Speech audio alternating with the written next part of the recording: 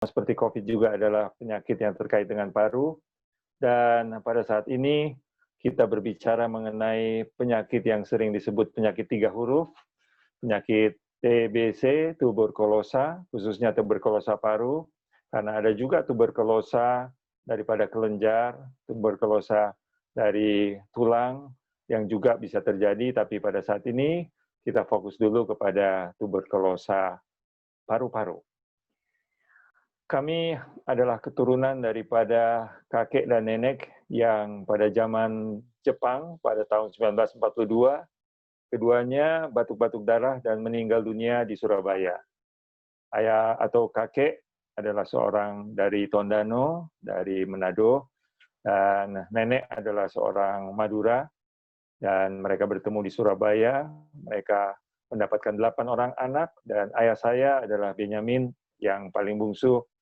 Dan pada umur 13 tahun, ayah kami menjadi yatim dan piatu. Dan pindah ke Bogor, kemudian ke Bandung, dan sekolah di Gado Bangkong, kemudian ke Cisarua.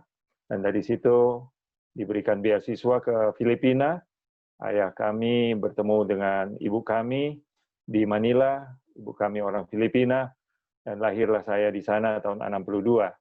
Lalu tahun 63, ayah kembali ke Indonesia, di Bandung, lahirlah 3 adik saya laki-laki semua, di Rumah Sakit Advent waktu itu di Jalan Taman Sari, dan kemudian tahun 65 pindah ke Cihamplas. Dan saya saat sekarang ini adalah generasi yang kesekian dari orang tua kami, tapi sudah bebas dari TBC.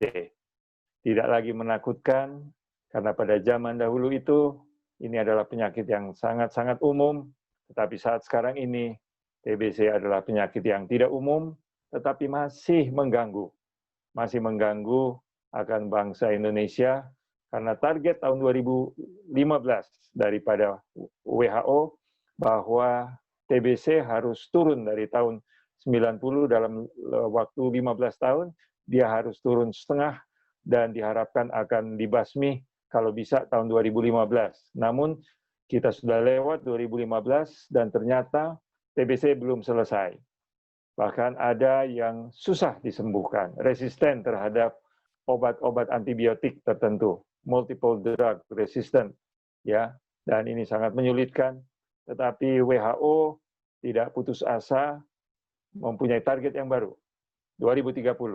Nah, mudah-mudahan Tuhan Yesus sudah datang, sehingga kita tidak perlu tunggu tahun 2030 untuk melihat bahwa penyakit TBC tidak ada lagi di atas dunia ini, karena bukan dari usaha manusia saja, maka kemenangan bisa terjadi.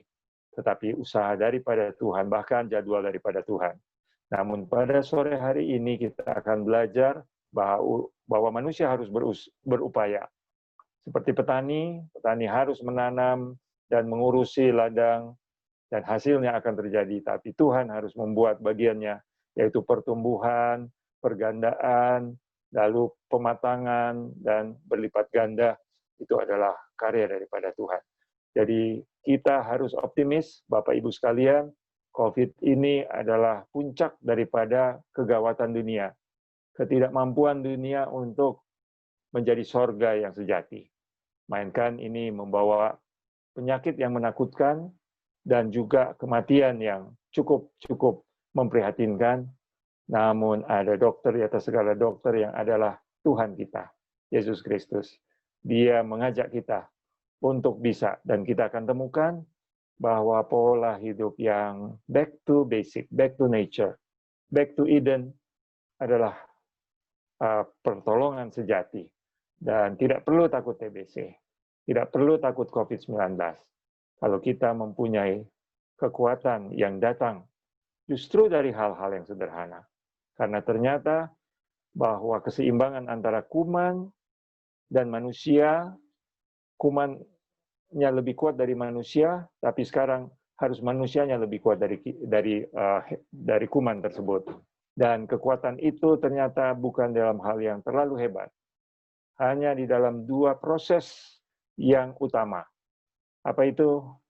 Inflamasi peradangan, dan yang kedua adalah oksidatif stres, yaitu terbentuknya radikal-radikal bebas yang menghancurkan akan tubuh, dan inflamasi yang berlebihan namanya cytokine storm atau badai sitokin, di mana bahan-bahan imun yang berlebihan itu bahkan merusak tubuh manusia sendiri.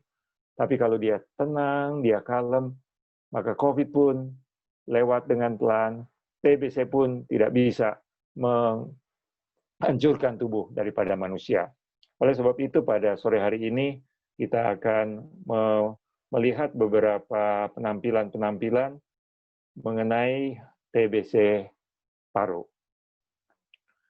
Jadi saudaraku yang kekasih, kita pertama-tama melihat bahwa TBC paru ini ya, adalah suatu penyakit yang dapat disembuhkan. Dia adalah kuman, dan sesungguhnya kuman bisa dibunuh atau dikalahkan. Tetapi kok pertanyaannya mengapa kuman ini yang justru membunuh dan mengalahkan kita manusia? Ya.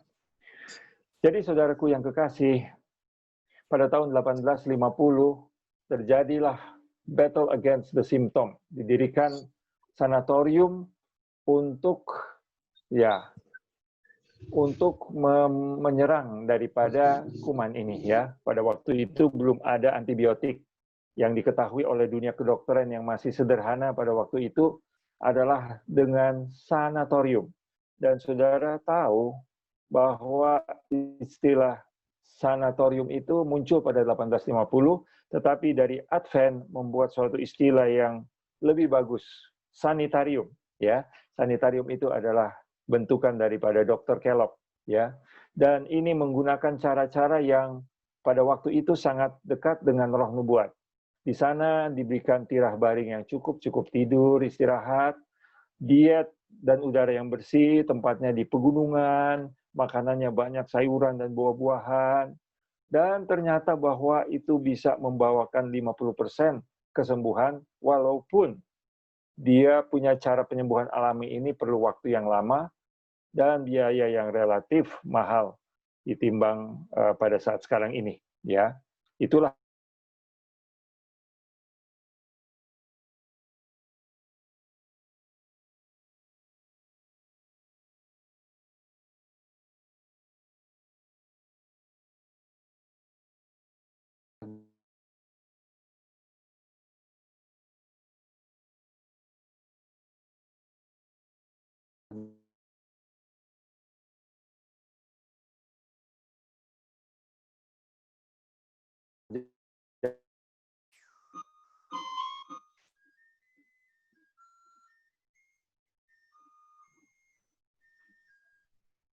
Cek sound, dokter.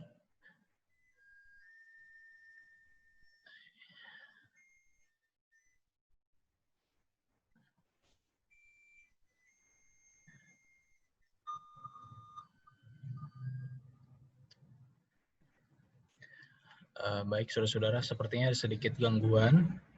Mohon sabar sebentar.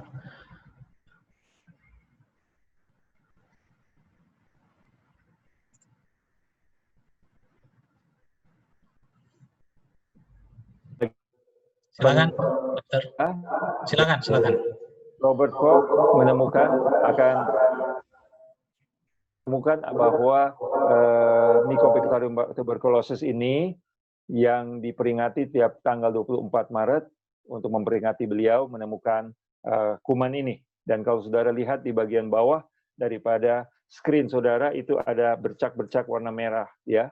Dan ini adalah karena lilin ini melindungi kuman ini sehingga obat-obat antibiotik kimiawi yang mau merusak, membunuh dia itu tidak bisa.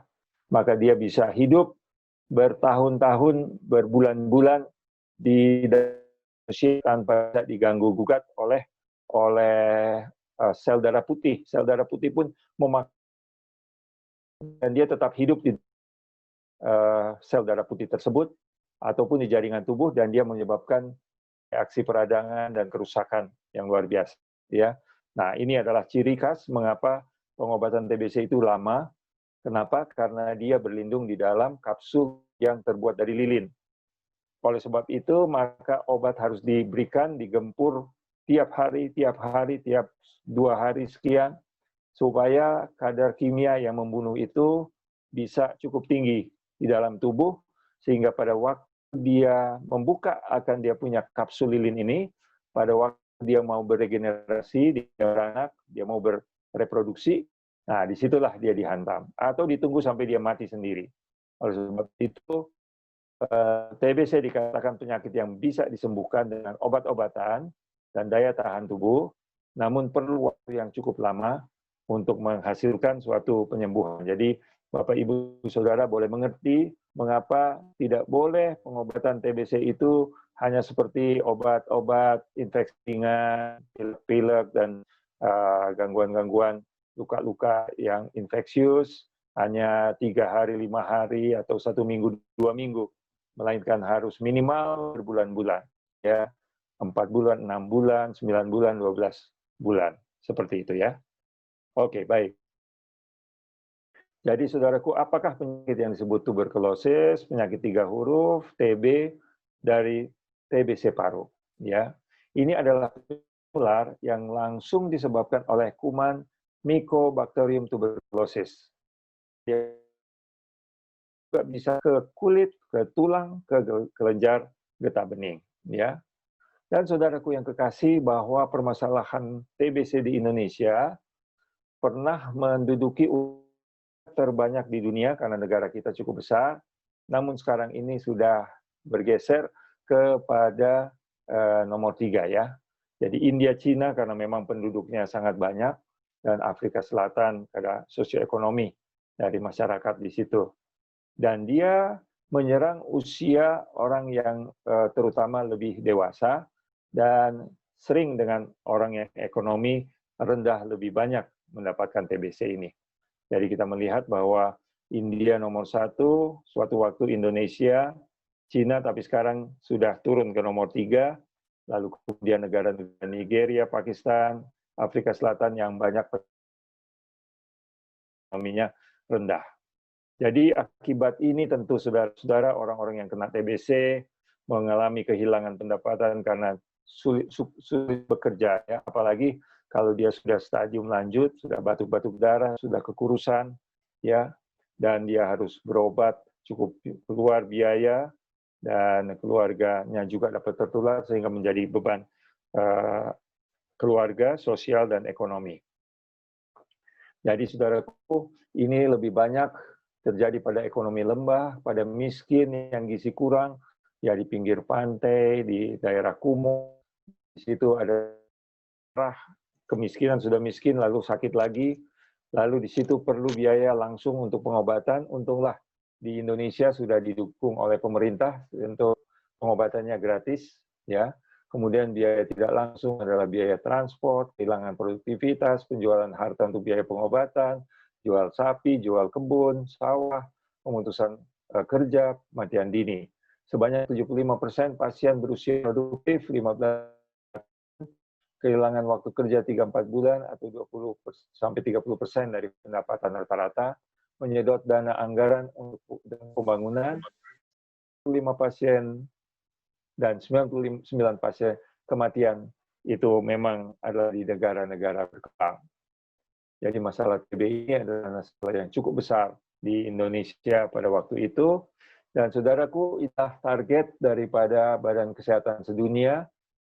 Warna sebelah kiri adalah warna ungu, itulah jumlah daripada TBC tahun 90. Dan kemudian hitam adalah targetnya tahun 2015, dan ini data tahun 2007 sudah mulai menurun tapi belum mencapai target, dan juga kematian juga masih turunkan lagi, ya. Jadi saudaraku yang kekasih, kita ingin ya kesakitan dan kematiannya menurun, oleh sebab itu kita menyediakan akses atau orang-orang boleh mendapatkan pertolongan, baik di tempat yang jauh maupun tempat yang dekat, baik yang orang miskin tidak mampu bayar, harus diberikan kemampuan untuk berbayar gratis. Dan kemudian pemutusan rantai penularan, yaitu kantong-kantong TBC itu difokuskan untuk diisolasikan, ditemukan, lalu diobati dengan baik sehingga TBC ini tidak menyebar. Yang menjadi masalah saat sekarang ini adalah TBC itu tidak ditemukan dan TBC itu menyebar dan bahkan dia kebal terhadap obat. Jadi sangat sulit untuk dibasmi setelah ketahuan. Kemudian targetnya ini adalah 7% daripada perkiraan pasien, penyembuhan diharapkan 80%, 55% itu harus disembuhkan, dan ini pada Millennium Goals yang waktu lalu dia harus menurunkan angka orang-orang TBC di dunia, termasuk di negara-negara. Oke. Jadi saudaraku, ya kita melihat ini data-data yang terjadi. Nah, jadi sumber penularan pasien TBC ini ada, sorry.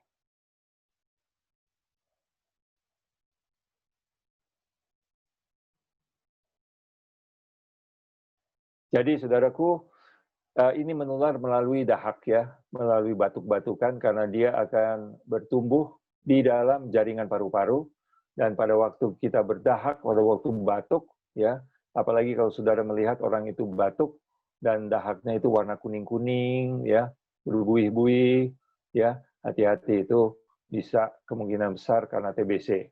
Dan dia akan menularkan kalau kumannya semakin banyak, yaitu dengan ukuran positif 2 sampai positif 3. Dan kalau semakin lama menghirup dan terpapar dengan udara yang mengandung kuman, ya terutama di tempat-tempat yang gelap, rumah-rumah nelayan, rumah-rumah orang di daerah kumuh yang gelap, ventilasi kurang, di situ kuman-kuman itu tidak mati oleh cahaya matahari, dan dia akan membuat penularan. Kemudian juga daya tahan tubuh yang menunggu. Oke. Kemudian dia menyebar dari paru-paru ini, lalu dia pergi ke kelenjar, maka dia bisa berbulan-bulan tahun dia tinggal di dalam kelenjar ini, dan dia kemudian membesar dan pecah ke kulit, dan keluarlah nanah kuning-kuning ataupun pendarahan-pendarahan kecil ya. Ini bukan kanker, tapi ini adalah TBC. Kadang-kadang mirip juga dengan lepra ya, karena kusta dan TBC itu satu keluarga, Mycobacterium. Mycobacterium lepra dan Mycobacterium TBC, tuberkulosa. Dan saudara-saudara, kalau saudara mau melihat paru-paru, ini kita bisa melihat bahwa ini pada waktu ada awan-awan seperti ini ya. Kalau saudara lihat di bagian bawah, di bawah itu adalah paru-paru yang normal. Dengan corakan ada hitam-hitaman, ada udaranya. Tapi yang saudara lihat di bagian atas, dan TBC biasanya menyerang bagian atas daripada paru-paru. Di sana saudara melihat ada gambaran seperti awan-awan. Nah, bercak-bercak berawan ini adalah nanah-nanah atau peradangan-peradangan yang cukup banyak dan menyebar ke bagian paru-parunya. Dan kalau saudara melihat di puncak paru itu ada yang gelap-gelap seperti kosong ya, hitam kosong. Itu adalah jaringan yang sudah rusak, sudah bolong-bolong, sudah lubang-lubang. Karena jaringannya sudah menyusut dan ketinggalanlah lubang-lubang. Dan lubang-lubang ini bisa jadi sangat besar, saudara, sehingga orang itu bernapas susah, ya, tidak cukup, mudah terengah-engah di dalam hidupan, di dalam bernapas. Jadi dia bergeraknya sangat sulit. Jadi inilah gambaran daripada orang yang kena TB, ya. Jadi hati-hati meludah, batuk, bersin, kuman TBC bisa menyebar dan terhirup oleh orang lain dan memberikan penyakit TBC juga. Oke, nah kita lihat ini gambarnya saudara-saudara. Kuman itu dia bersarang di situ, menyebabkan radang dan kematian daripada jaringan, yang akhirnya pada satu waktu dia menjadi lubang-lubang. Nah ini tidak akan bisa sembuh lagi, walaupun mati dan orang itu sudah tidak TBC, tetapi komplikasi atau akibat daripada kerusakan daripada paru-paru ini tidak bisa diperbaiki lagi. Jadi orang itu akan mengalami kesesakan nafas seumur hidupnya sampai akhir hidupnya. Ya, ini masih lumayan, tapi ada yang bisa lubang lebih besar lagi, ya. Dan ya sangat-sangat berbahaya. Zaman dahulu ini bisa diangkat paru-paru, dioperasi, dibuang ya untuk bagian-bagiannya, tapi kasihan dia harus bernapas dengan sisa paru-paru apa yang bagus yang masih sehat, ya. Jadi itu. Nah, ini saudara mengenai komplikasi daripada TBC yang berat, ya. TBC yang berat, saudara bisa melihat di bagian atas sebelah kanan, kalau kita lihat di sini itu sebenarnya sebelah kiri, di atas jantung itu ada suatu lubang besar sekali, ya. Kalau saudara dengan stetoskop itu bunyi tong tong tong, ya, kosong memang, tidak ada jaringan. Kasihan ini, ya, dia tidak ada pertukaran oksigen, tetapi hanya udara yang terperangkap di dalam tempat tersebut dan menyusahkan orang itu bernapas, ya.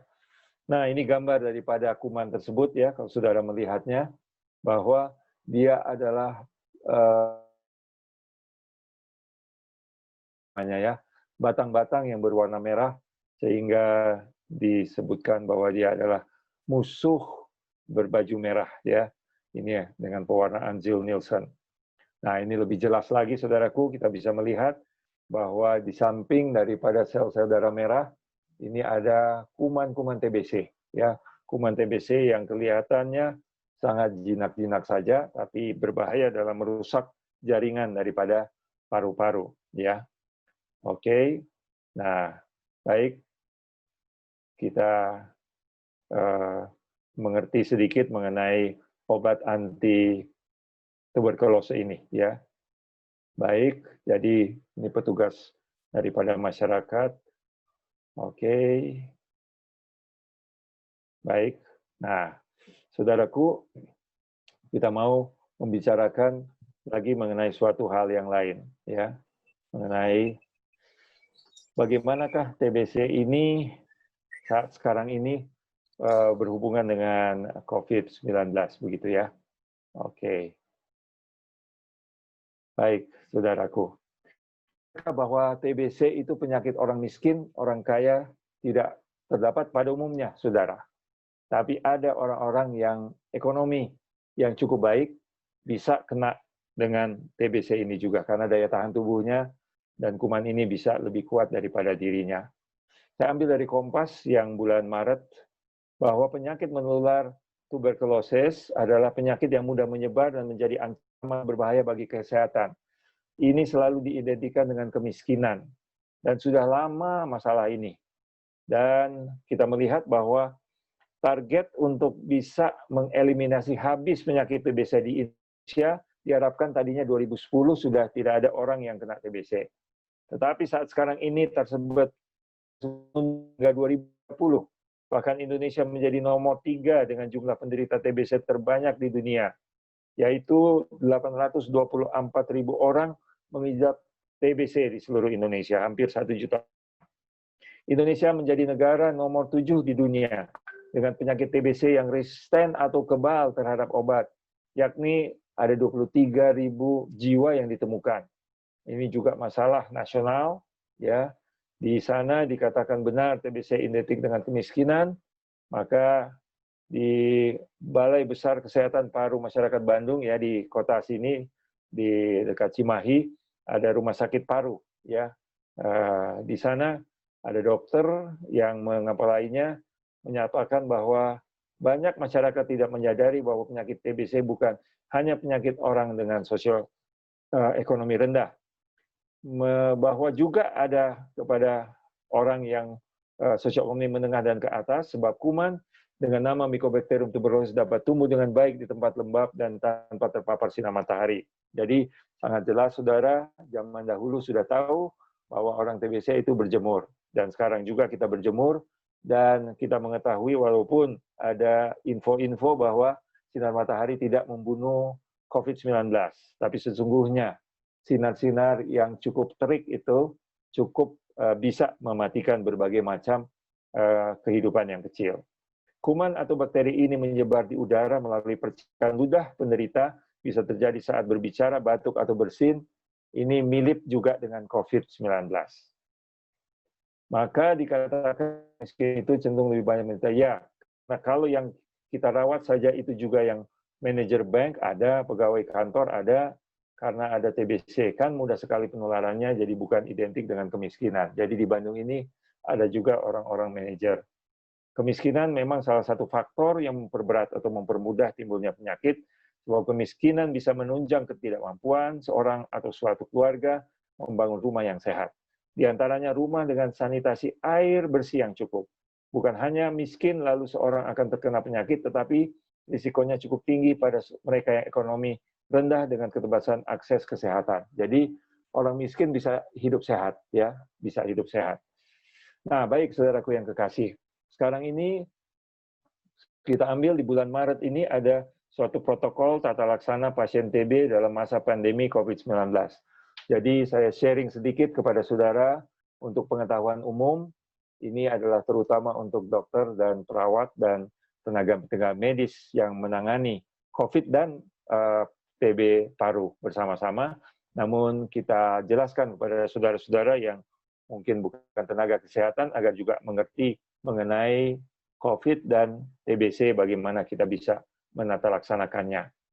Ketika dunia bersatu untuk mengatasi pandemi COVID-19, sangat penting memastikan bahwa penyediaan layanan dan sistem operasional untuk mengatasi permasalahan kesehatan yang lain tetap berjalan secara berkesinambungan demi melindungi kehidupan orang dengan TB dan kondisi kesehatan lainnya. Pemerintah sudah menetapkan status darurat bencana wabah COVID-19 di Indonesia. Dengan demikian, layanan kesehatan termasuk program nasional penanggulangan TB perlu secara aktif, efektif, dan cepat terlibat dalam upaya penanggulangan COVID-19 serta memastikan bahwa layanan TB tetap berjalan. Orang yang menderita COVID-19 dan TB dapat menunjukkan gejala yang sama, ya, batuk, demam, sulit bernapas. Kedua penyakit ini menyerang terutama paru-paru, dan kedua agen biologis tersebut menular melalui kontak yang erat, ya. Jadi Mycobacterium dan COVID itu. Pengalaman dan pemahaman tentang infeksi COVID-19 pada pasien TB masih terbatas, ya. Namun perlu dilakukan langkah antisipasi terhadap orang yang menderita tuberkulosis dan COVID-19 yang mungkin akan memiliki prognosis atau harapan hidup hasil pengobatan yang buruk, ya, bisa meninggal dunia. Terutama jika terjadi putus pengobatan tuberkulosis.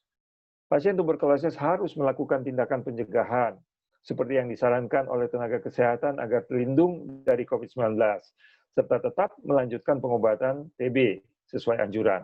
Setiap pasien TB akan mendapatkan masker dikenakan pada pasien kontrol pengobatan maupun melakukan aktivitas keluar rumah yang sangat penting. Pasien TB sangat disarankan membatasi aktivitas di luar rumah untuk menghindari kemungkinan terpajan virus SARS-CoV-2 penyebab COVID-19, ya. Upaya harus dilakukan oleh pasien TB dan tenaga kesehatan untuk mengurangi kemungkinan penularan TB dan COVID-19 di pusat dan di fasilitas pelayanan kesehatan sesuai pedoman Kementerian Kesehatan dan rekomendasi WHO. Meskipun mode penularan kedua penyakit tersebut berbeda, namun tindakan perlindungan administratif dan pengendalian lingkungan yang berlaku untuk keduanya adalah sama, yaitu pencegahan dan pengendalian infeksi dasar, etiket saat batuk, pemisahan orang yang diduga terkena dampak penyakit. Proses antrian dalam pelayanan TB harus dihindarkan, diminimalisir. Dengan melakukan beberapa hal yang memungkinkan, terutama di tempat-tempat pasien mengumpul, seperti loket pendaftaran, antrian pemeriksaan laboratorium penunjang, pengambilan obat di farmasi. Dan bagaimana manajemen dan perencanaan untuk TB dan COVID ini bersama-sama. Program Nasional Penanggulangan TB dan fasilitas pelayanan kesehatan harus mempertahankan tingkat dukungan untuk layanan esensial TB meskipun darurat atau COVID-19. Pemberian pelayanan TB yang berpusat pada pasien meliputi pencegahan, diagnosis, perawatan harus dipastikan terselenggara bersama dengan upaya penanggulangan COVID-19.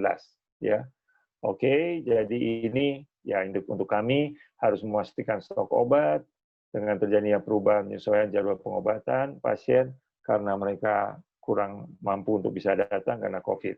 Dan juga ini harus ada social distancing. Tunda pelaksanaan kegiatan pengumpulan massa, ya. Baik ke gereja-gereja pun dianjurkan atau tempat ibadah dianjurkan jangan kumpul-kumpul lah, ya. Kecuali memang sudah ada prosedur perlindungan diri dan sudah sangat-sangat dibatasi atau bisa diturunkan. Jadi ini harus investigasi kontak yang sudah positif, pelacakan kasus, dan gerebek kepada TB ini. Ganti modalitas kampanye atau cara untuk menyalurkan komunikasi yang aman dan tidak mengumpulkan massa, yaitu radio, baliho, media sosial, dan media cetak. Ini sudah dibuat sekarang ini juga ya, dan Zoom seperti ini. TB harus proaktif pelaksanaan pengobatan semua modalitas komunikasi. Jadi inilah rencananya kebutuhan obat, mapping fasilitas untuk pelayanan daripada TB, dan lain sebagainya. Ini tugas-tugas untuk dinas, sumber daya manusia yang menyiapkan dokternya, dan deteksi efektif melindunginya, perawatan dan pengobatan, kesehatan terlibat, ini harus berpengalaman dan melakukannya dengan baik karena kita mau mengatasi akan baik COVID dan juga TB. Oke. Tahu menjadi pilihan utama tata laksana TB. Oke, jadi kita melihat pemberian obat-obatnya gratis bagaimana, dan jangan dihentikan pada saat seperti ini. Harus dipertimbangkan upaya memisahkan tempat layanan TB COVID, kemungkinan tempat layanan TB ke vaskes lain agar pasien TB dilayani dengan aman, tidak tertular ya dengan COVID, pemindahan seperti itu ya. Kemudian bagaimana hal-hal lagi yang lain untuk pelayanan TB di daerah masing-masing. Oke, ini adalah anjuran tetap tinggal di rumah, tetap social distancing, menghindari tempat yang dikunjungi banyak orang. Oke, ini adalah regimen atau protokol untuk pengobatan 14-28 hari, 26 hari, ya. Dan resistensi obat ada akan dilayani oleh dokter perawat di kita mengetahui saudara-saudaraku. Dan ya, kalau saudara kena TBC dan tidak bisa diatasi dengan obat makan, obat yang biasa, maka saudara harus mengalami suntikan. Dan suntikan ini ada waktunya, berapa lama harus disuntik dengan cukup berkepanjangan. Dan harus ada juga mengenai informasi efek samping tanda bahaya kalau terjadi ya pada hal tersebut.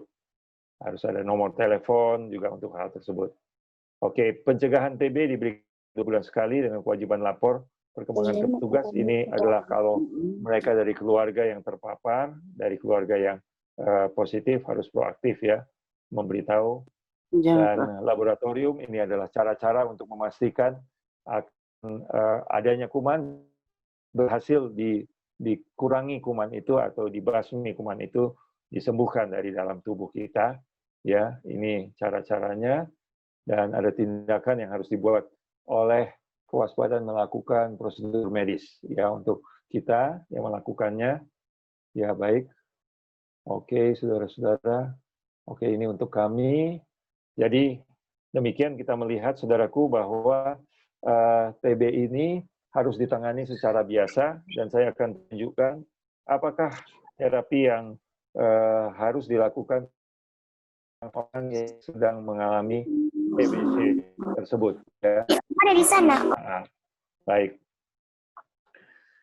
Jadi kalau ditemukan akan orang yang TBC, maka kita mau mengetahui pengobatannya, prinsip-prinsip pengobatannya, ya, oke.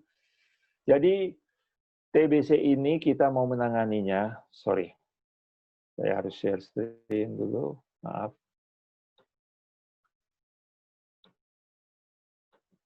Ya.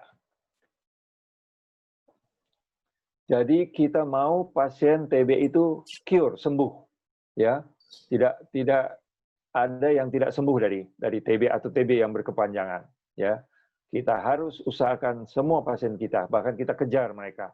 Kalau mereka nggak balik-balik lagi, malah kita yang penuh perhatian mau ke rumahnya cari, ya. Kita harus daftarkan mereka, jangan sampai mereka hilang oleh karena malu, karena mereka mendapatkan stigma dan lain sebagainya. Dan kita tidak mau ada kematian karena TB-nya itu tak terkendali atau TB aktif, ya. Dan kalau dia punya paru-paru sudah rusak, sangat lobang, ya, maka nafasnya sangat sedikit dan sedikit kena infeksi, dia bisa pneumonia dan kemudian meninggal dunia. Lalu tujuan ketiga adalah kita tidak mau TB itu berulang lagi pada orang tersebut. Ya, jangan berulang. Dan yang keempat, kita tidak mau ada TB yang kebal obat, ya, karena dia berobatnya putus-putus, dia tidak datang teratur, akhirnya memperparah keadaannya, dia tidak. Jadi ini adalah tujuan daripada pengobatan daripada COVID-19 tersebut, TB paru. Nah, jadi kita memastikan bahwa ada obat-obat yang diberikan, terus diberikan dengan baik. Oke, baik, ini hal-hal yang lain saya loncat saja. Jadi saudaraku yang kekasih, nah, jadi yang sangat-sangat kita inginkan adalah bahwa pasien itu mengkonsumsi obatnya.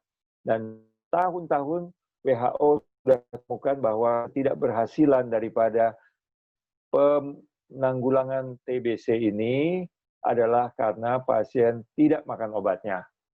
Itu adalah masalah terutama, jadi dibuatlah TB, dia harus direct observance terapinya, ya. Dia diberikan dengan petugas melihat langsung bahwa dia itu lalu dicatat, ya, supaya betul-betul dia sendiri mendapatkan manfaatnya, tapi dia harus datangnya. Di sini orang itu datang, lalu kemudian petugas menyiapkan obat yang sudah untuk dia, dan dia harus minum obat itu dan menelannya di hadapan daripada petugas. Ini namanya TB DOTS, ya. Di rumah sakit dibuat harus ada suatu tempat untuk TB DOTS, yaitu direct observe terapinya daripada dia memakan obat tersebut, ya. Dan itu harus di suatu kamar yang dekat dengan matahari, ya, harus banyak sinar matahari karena sudah dibuktikan bahwa tempat yang gelap, yang pengap, yang tidak kena sinar matahari, yang berbau, ya, udaranya tidak baik di situ. Nah, di situ kuman-kuman itu sarang, apalagi kalau lantainya tanah, ya, lantainya tanah. Jadi inilah akan hal tersebut.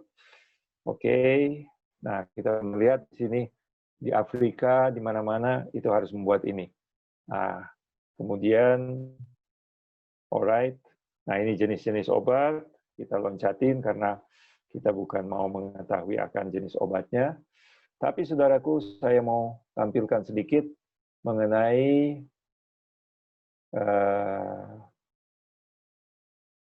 kita akan ke, ya, pada cara terkini untuk bagaimana kita bisa melihat bagaimana kita mengobati akan COVID-19 ini. Oke, saya matikan slide ini dulu.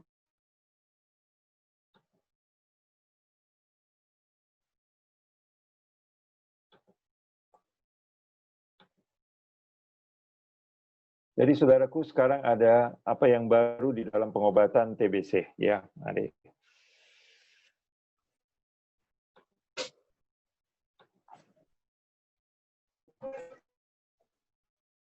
Tentu dokter-dokter paru, mereka sangat mengetahuinya, tapi kita bisa mengetahuinya pada beberapa tahun yang terakhir apa hal-hal yang baru di dalam penanganan TBC ini, ya.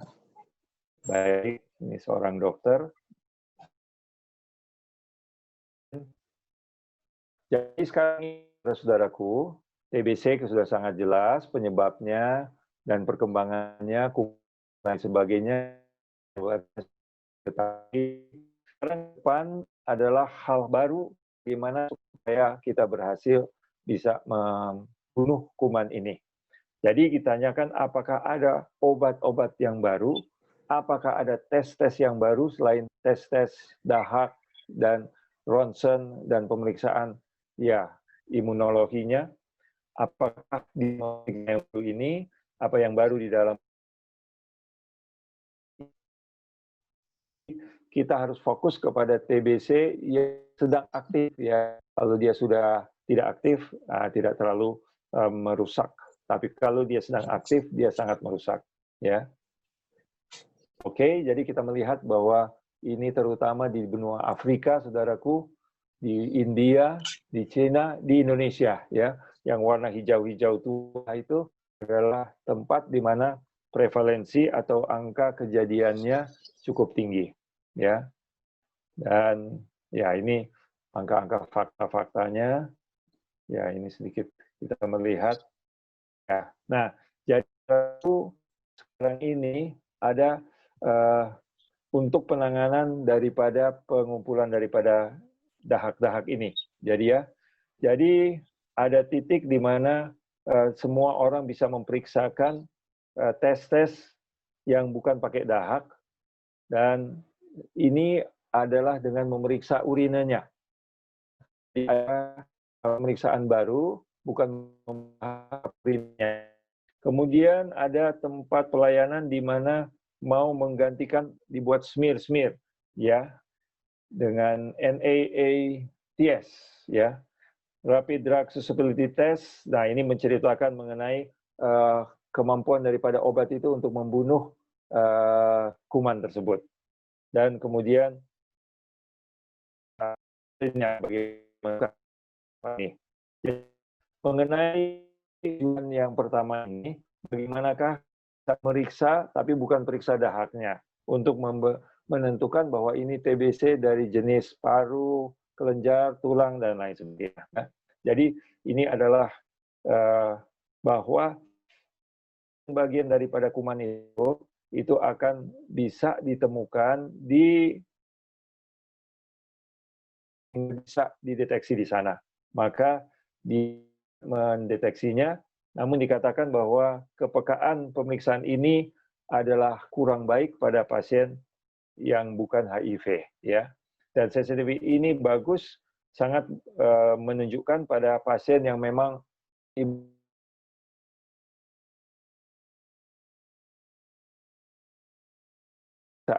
yang kemudian pemeriksaan kencing ini dalam 20 menit sudah dapat hasil, sudah bisa diketahui apakah pasien ini menderita TBC yang sedang aktif, ya. Ini bisa dijual di mana-mana. Ini contoh-contohnya, ya, gimana dilakukan pada saat sekarang ini, ya, tes-tes lain. Nah, ini pemeriksaan daripada langsung yang tidak lagi pakai mikroskop, ya, tidak mikroskop, ya. Ini pembesaran daripada nucleic acid segment. Dia bisa melihat akan bagi terkecil daripada kuman tersebut yang adalah asam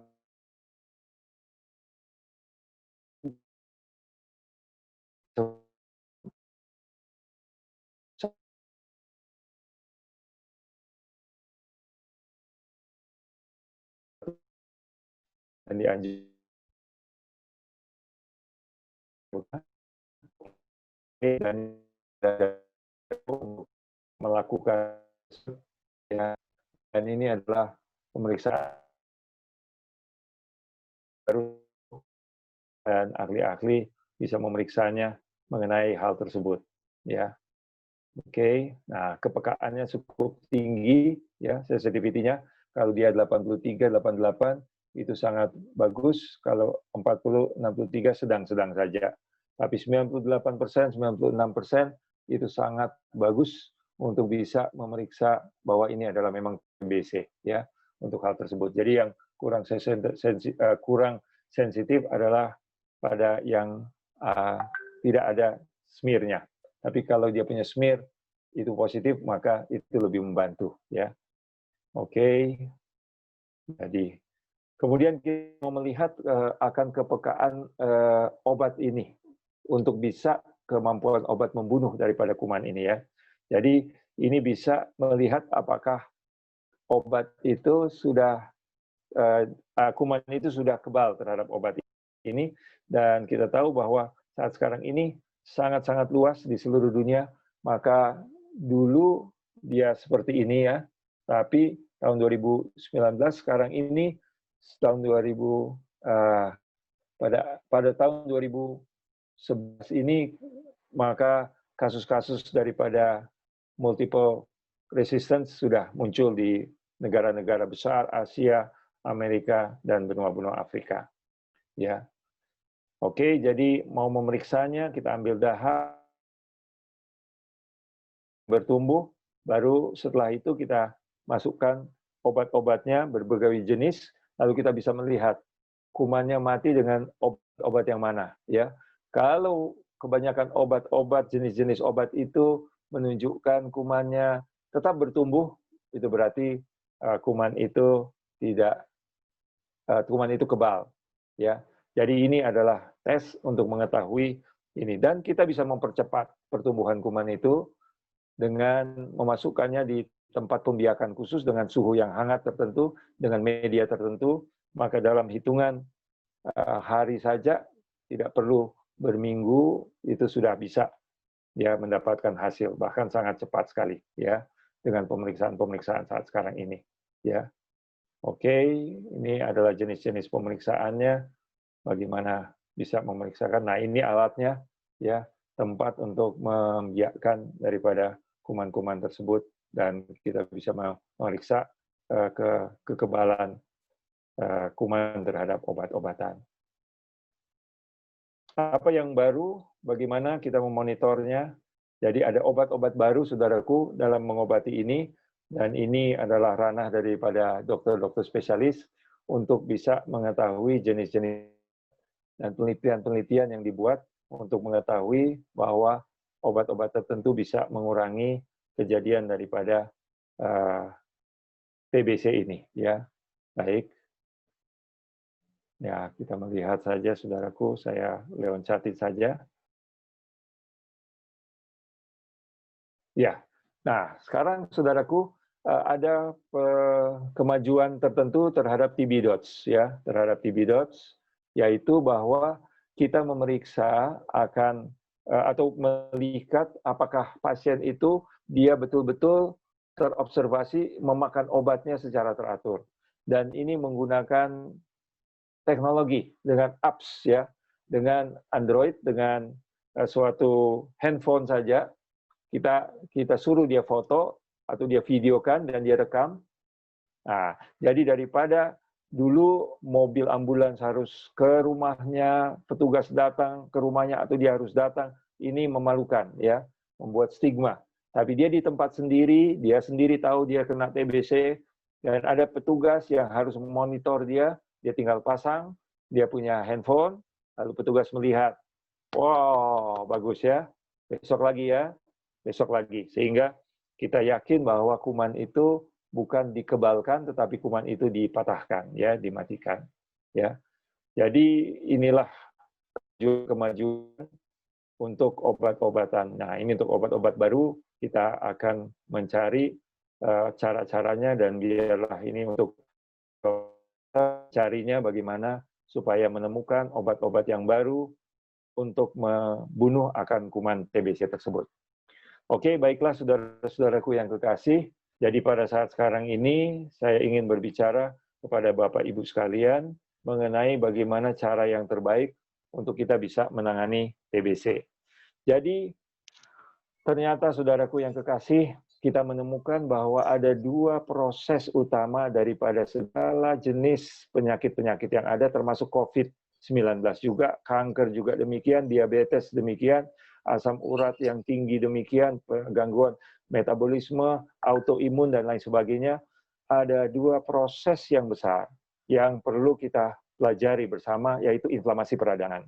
Peradangan itu dibuat oleh Tuhan untuk membunuh kuman, untuk membunuh kanker, untuk menjaga lingkungan dalam tubuh itu daripada kerusakan internal dan penyerangan dari eksternal.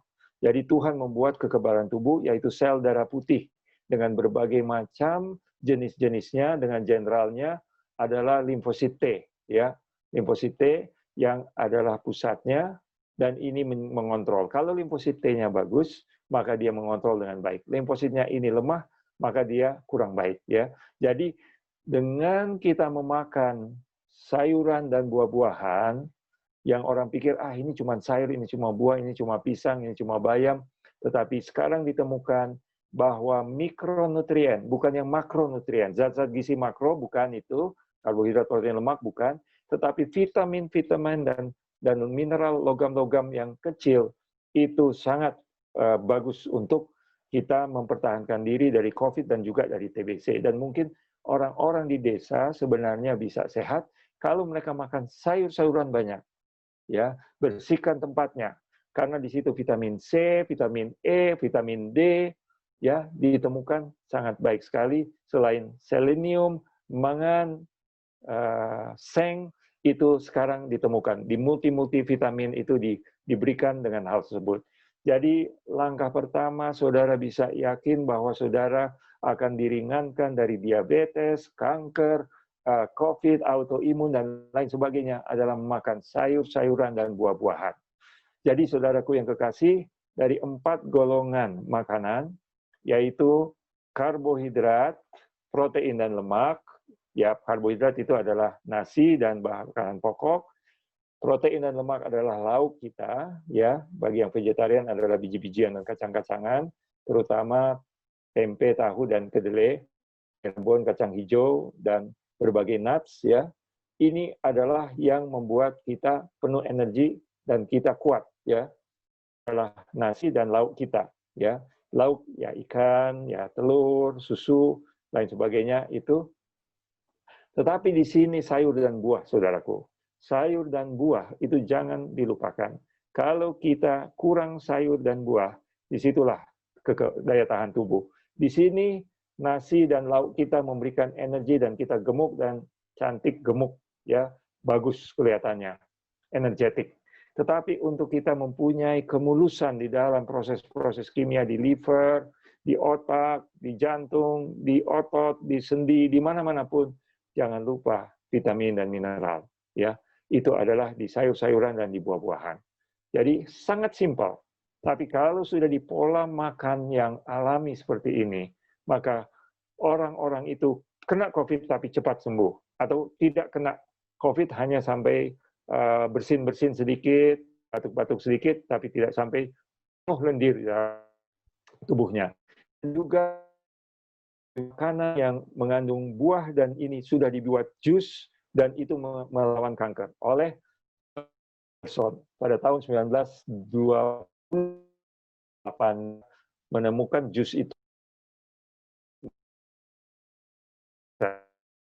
Tapi sebelum itu, pada era beliau mengobati TBC dengan jus, ya, dia temukan selain dari hidroterapi dengan matahari, dia memberikan jus, ya, dia memberikan jus-jus campuran daripada sayur yang mentah dan juga buah-buahan yang mentah. Beliau bereksperimen dan pada zaman sebelum ada anti tuberkulosis, atau obat anti TBC belum ada rifampicin, belum ada penisilin, belum ada streptomycin dan lain sebagainya, belum ditemukan. Tetapi beliau sudah menggunakan dan menemukan bahwa kalau dia memberikan jus kepada pasiennya, itu sangat membantu, baik jus wortel, baik jus apel, jus apapun, jus daripada bayam, dan jus daripada sayur-sayuran yang ada di Eropa. Dan beliau bisa berhasil, dia membuat itu di Jerman. Dari tahun 2028 sampai tahun 30-an, waktu Hitler naik, dia orang Yahudi, dia lari ke Austria. Di Austria Hitler masuk, dia lari ke Prancis. Dan di Prancis dia menemukan hal-hal lagi yang lain sebelum dia ke New York, dan dia jadi terkenal karena bisa mengobati dengan cara-cara alami. Jadi saudaraku, kita jangan melihat sebelah mata kepada istilah sanatorium. Oh, itu hanya sanitasi apapun. Tapi sekarang ilmu-ilmu pengetahuan membuktikan bahwa hal-hal itu sangat-sangat baik sekali. Kemudian sinar dan ventilasi di dalam rumah. Rumah daripada saudara-saudara kita yang kena TBC adalah rumah-rumah yang tidak sehat. Kemudian mereka tinggal di situ dengan tempat yang gelap dan luar biasa. Kemudian mereka juga bekerja, tidak ada istirahat, tidak ada zazi, kerja dengan hal-hal itulah yang paling disebut, ya. tetapi dengan menggunakan bahan-bahan yang dari alam, ternyata banyak namanya fitokimia dan disebut nutriceutical, ya bukan pharmaceutical, tapi nutriceutical dari bahan-bahan makanan itu justru malah makan. Sehingga apa yang disampaikan oleh dokter dan dia mengatakan let food be thy medicine and thy medicine thy food. Biarlah makanan itulah obatmu. Dan kalau ingin sembuh cukup dengan makan. Jadi walaupun obat pun tetapi tidak didukung dengan gizi yang baik, itu hanya kimia yang tidak didukung dengan proses-proses intraseluler ya di dalam sel-sel itu yang sangat kecil pada biomolekular level, bukan hanya pada organ, tapi kepada sel, bahkan di dalam sel itu. Ya, sekarang kita bisa melihat, bahkan di inti sel itu gen-gen kita bisa melihat cara kerjanya. Dan semuanya Tuhan sudah atur sedemikian rupa. Jadi saudaraku yang kekasih, bolehlah dokter itu membuat riset-riset yang begitu hebat. Bolehlah ahli-ahli farmasi menemukan obat kimia-kimia yang begitu hebat. Dan mereka menemukan sinar-sinar dan berbagai macam teknologi yang canggih-canggih. Tetapi tidak ada yang bisa mengalahkan arsitek semua alam. Dokter daripada alam, yang dengan mulutnya dia bisa mencipta. Dan dia menaruh propensitas atau kemampuan-kemampuan untuk menyembuhkan di dalam tumbuh-tumbuhan dan biji-bijian. Saudara boleh baca Kejadian 1 ayat 29. Saudara boleh baca di dalam Wahyu 21 dan 22. Di langit dan bumi yang baru akan ada pohon al-hayat dengan buahnya setiap bulan. Dia berganti-ganti 12 kali dalam 1 tahun. Daun-daunnya itu adalah penyembuhan bagi bangsa-bangsa. Ada yang menerjemahkan bahwa itu menyembuhkan penyakit rohani. Tetapi saya sebagai seorang dokter yang belajar biologi tumbuhan, mengetahui bahwa di dalam tumbuhan Tuhan taruh berbagai macam zat-zat yang sangat berguna bagi manusia. Bagi saudara-saudara yang tinggal di Kupang, ada daun kelor luar biasa yang sekarang sudah ditemukan menjadi suatu penemuan-penemuan yang baik. Kalau saudara ingin mengetahui hal baik, itu boleh dengan Bapak Fredrik Wauruntu. Dia sangat mengetahui hal ini. Kalau saya adalah dokter umum, seorang manajer rumah sakit, apa istilah atau kimia-kimia, biokimia, biomolekuler itu, beliau sangat mengetahuinya. Kita berkawan ya sejak beliau bersama-sama dengan kita masuk gereja Advent tahun 87, ketika dia keluar dari air baptisan di pinggir pantai di Tasikria, saya pertama bertemuan. Lalu kita berteman, dia mengerti saya vegetarian, dia akhirnya menemukan menjadi vegetarian. Lalu sekarang saudara boleh mengundang dia boleh berbicara. Dia yang mau masuk ke kedokteran tapi tidak jadi, tapi dia beli buku-buku kedokteran. Saya punya buku kedokteran, dia minta, saya kasih sama dia. Dan saya sangat heran, otaknya jenius brilian. Sudah apapun, dari kunyit, dari cabai, apa yang bikin pedas ini dan ini itu beliau. Karena beliau sekolah di Inggris dalam herbalnya, ya, dalam pengobatan dengan menggunakan herbal. Kita tahu kunyit saat sekarang ini sudah sangat gembar-gemborkan, bahkan di pil-pil dan memang riset-riset ilmiah. Lama menggunakan jamu-jamu tersebut, orang Manado juga pakai ya sayur-sayurannya dengan jahe, kunyit, temulawak dan lain. Dan sekarang ini orang mulai menemukan tersebut. Kenapa mereka dulu sudah tahu jamu-jamuan? Saya tidak mengerti. Apakah Tuhan memberikan hikmat seperti itu? Tetapi vegetarian atau dunia tumbuh-tumbuhan adalah sahabat manusia sesungguhnya. Karena itu firman Tuhan, aku buat vegetasi adalah sebagai makananmu. Jadi tidak usah ragu-ragu sekarang. Mau makan daging, kan saudara. Tapi jangan lupa makan buah-buahan dan biji-bijian. Ya kadang-kadang saya juga suka lupa. Ini itu tidak lagi makan pisang, pepaya dan lain sebagainya. Tapi walaupun penyakitnya itu dan sebagainya,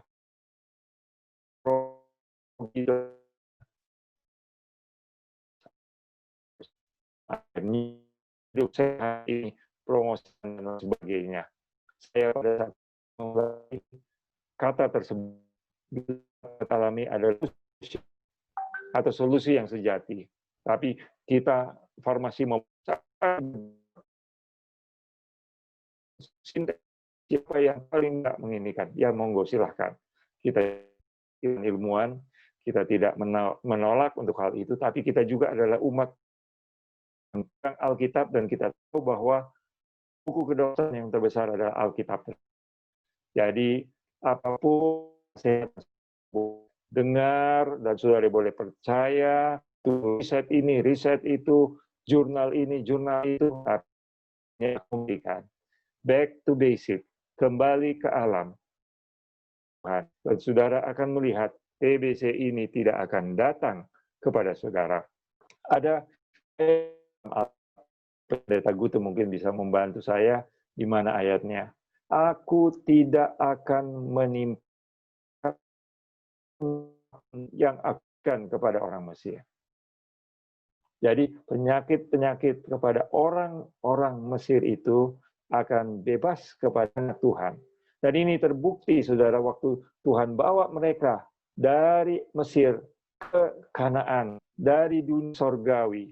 Mereka di perjalanan itu berubah menjadi country living. Makanannya mana, saudara? Tapi tidak pernah sakit. Mereka hanya pakai satu pasang sendal 40 tahun, tidak pernah menjadi tua, tidak pernah usang. Mereka punya makanan dan minuman diberkati oleh Tuhan. Siang ada awan, malam ada api, tiang api. Tuhan selalu beserta kita. Jangan kita menganggap bahwa saintis lebih hebat dari Tuhan. Jangan kita menganggap bahwa komputer lebih hebat dari Tuhan. Jangan kita menganggap bahwa tes-tes genetika, bioengineering lebih hebat dari Tuhan. Tuhan lebih hebat dari itu semua, tapi menerima itu. Pemeriksaan-pemeriksaan itu, obat-obat itu, ilmu-ilmu itu, dan berbagai macam kemajuan. Tetapi saudara, pada saat ini saya mau bertanya, apakah saudara percaya Alkitab? Alkitab itu adalah buku kuno, tidak ilmiah. Saudara, tolong periksa. Hati-hati untuk mengatakan bahwa Alkitab hanya buku puisi-puisi, cerita-cerita kuno, dongeng-dongeng. Alkitab itu ada kebenaran yang akan ditemukan oleh ahli-ahli. Saya yakin dan percaya. Dulu saya masih baca Alkitab dengan menganggap itu buku kuno. Dan memang itu buku. Tetapi konsepnya tidak kuno, konsepnya asli dan segar, saudaraku. Mari membaca Alkitab selain membaca jurnal-jurnal. Jangan mendewakan jurnal-jurnal itu. Jangan mendewakan ahli-ahli riset itu, profesor, doktor. Tetapi orang Galilea itu yang berjalan dari jalan-jalan yang berdebu, masuk ke rumah-rumah orang, menyembuhkan yang sakit, membangkitkan orang mati, mengucapkan kata-kata penghiburan, memberikan pengampunan dosa, mengusir iblis, menenangkan badai laut sekalipun, dia masih berjalan hari ini, yaitu melalui Roh Kudus-Nya, yaitu melalui montir-montirnya, yaitu penyembuh-penyembuh, yaitu melalui bengkel-bengkelnya, lembaga-lembaga yang diberkati oleh Tuhan. Apakah saudara mempunyai kerinduan untuk menjadi hamba Tuhan yang bisa mengobati TBC ini, bukan hanya dengan rifampicin, dengan streptomycin, dengan INH, dan lain sebagainya, tetapi dengan doa, dengan tomat, dengan kunyit, dengan ya hal-hal seperti itu. Itu kampungan, itu dukunisme itu.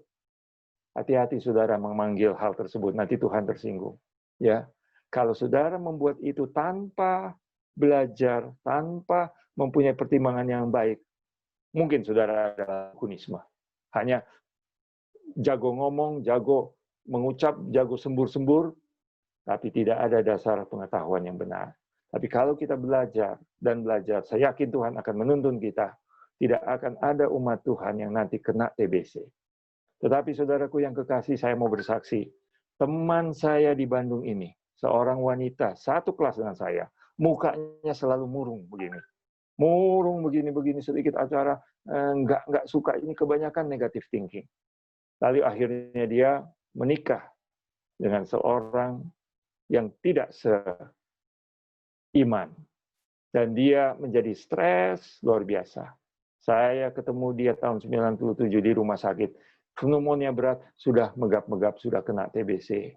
Meninggal dunia, saudaraku. Jadi ada kaitan daripada daya tahan tubuh, kegembiraan, dan hidup yang baik dengan kesehatan hal ini. Jadi kesehatan bukan hanya hal fisik, bukan hanya faktor obat-obatan dan hal-hal kimia-kimia, tetapi adalah totalitas pikiran, jiwa, dan hubungan dengan Tuhan dan sesama manusia. Jadi terima kasih saudara.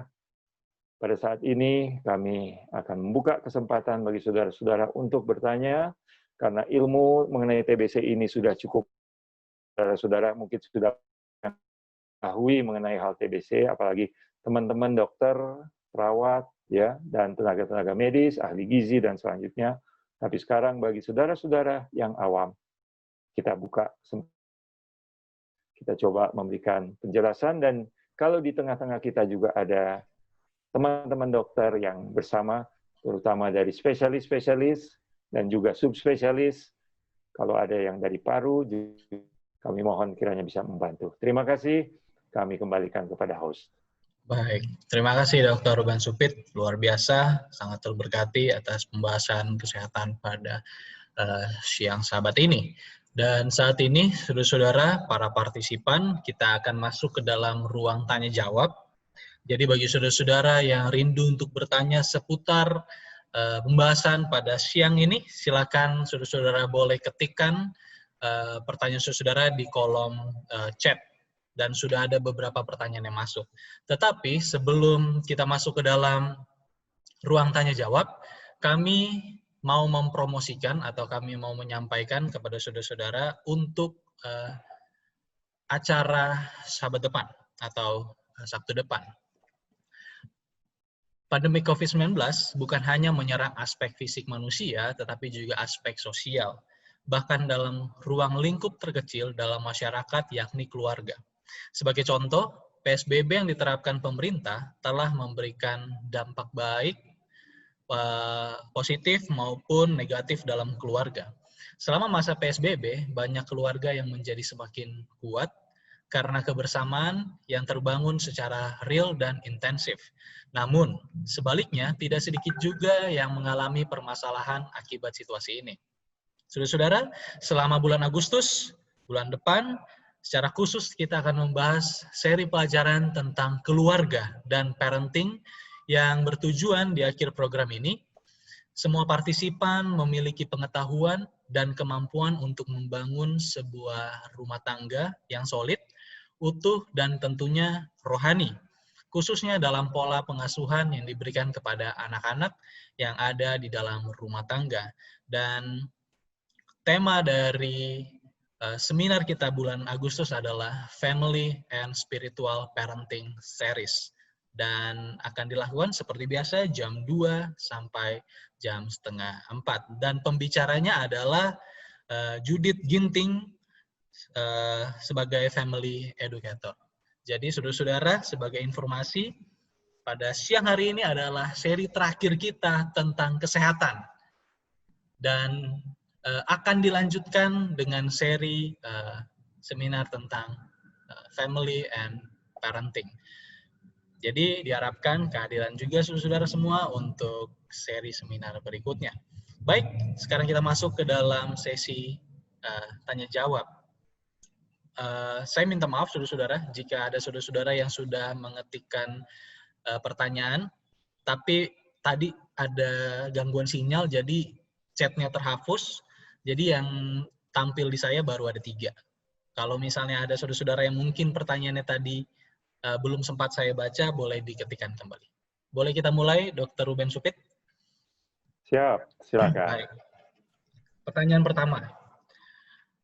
Dok, saya mau tanya, kalau bikin jus atau smoothies buah dicampur sayur sekaligus, boleh gak dok? Contohnya, nanas ditambah bayam, caisin, pisang, dan lain-lain. Saya pernah dengar ada reaksi negatif kalau buah dan sayur digabung konsumsinya. Terima kasih. Silakan, dokter.